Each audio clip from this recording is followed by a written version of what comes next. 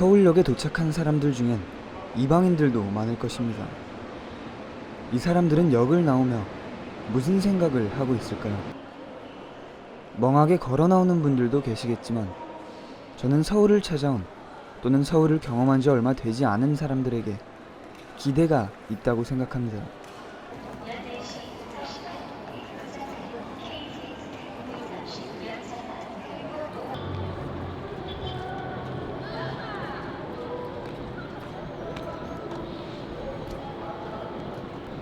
대도시 서울을 향한 기대.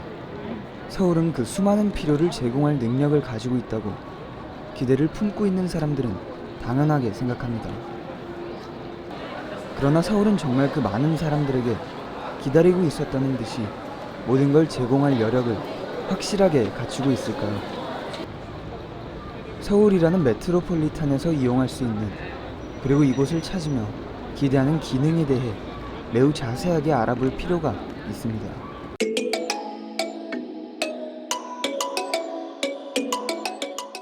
다양한 사람들이 오가는 시청 앞 서울광장으로 왔습니다.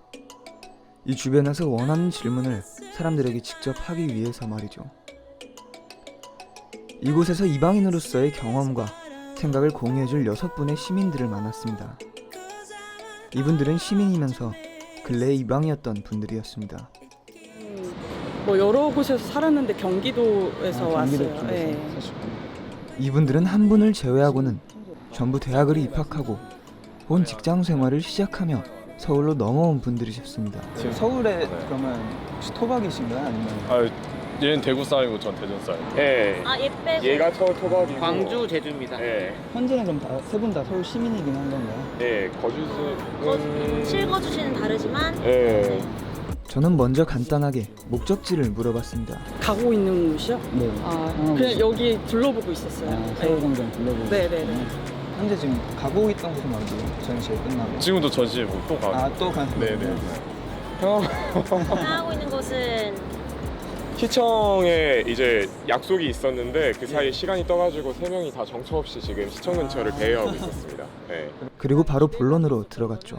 왠지 일단 시청과 뭔가 시민과의 관계가 되게 가깝다라는 뭐 여러 홍보물을 통해서 가깝다라는 생각이 좀 들어서 서울이 이제 약간 경복궁이나 이런 거 과거랑 현재랑 어느 정도 좀 조화로운 그 상태가 있는 그런 도시라는 그런 로망이 있었죠. 문화 생활이 가장 많이 기대했던 것 같아요. 그러니까 대전은 아무래도 수도권보다는 덜 발달돼 있으니까. 서울에 가면은 내가 이제껏 누려왔던 것보다 더 많은 문화생활을 누릴 수 있을 것이다. 그리고 뭔가 기회가 좀 더 주어지며 나는 좀 더 많은 선택지에서 선택을 할 수 있을 것이다 라는 생각. 나는 그냥 인서울대학. 인서울대학. 예.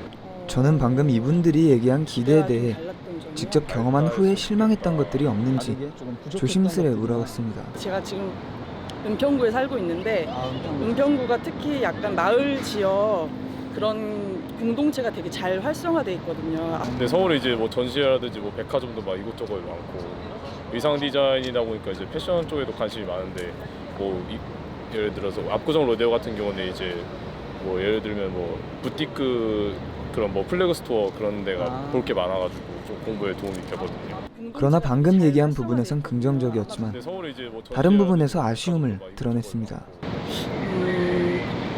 일단 생각보다 그러니까 저는 서울에 와서 처음 전철을 타봤는데 생각보다 되게 그 장애인분들이 이동하기가 되게 어렵게 돼 있더라고요.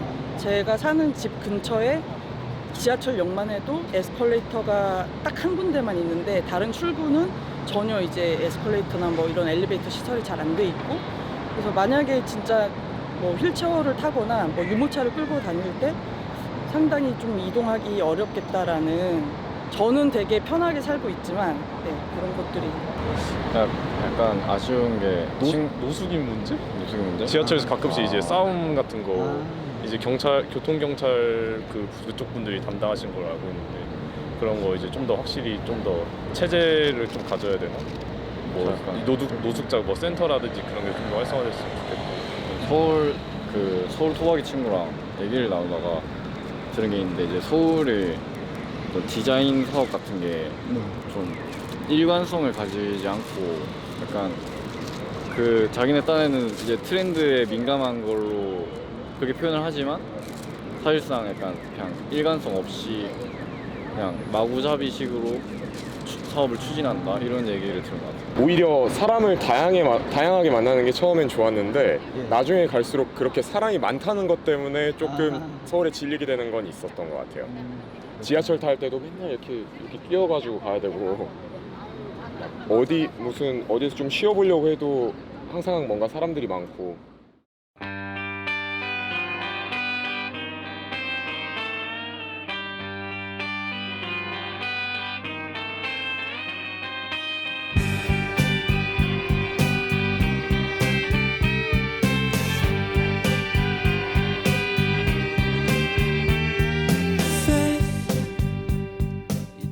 어떤 것들은 자주 등장하는 불만이었고 어떤 것들은 제가 예상하지 못했던 아쉬움이었습니다. 서울이 대한민국에서 가장 발전한 도시라는 건 분명하지만 서울을 찾아온 사람들에게 실망을 안겨줄 때도 있습니다. 물론 이런 와중에 변화의 조짐을 보여주기도 합니다.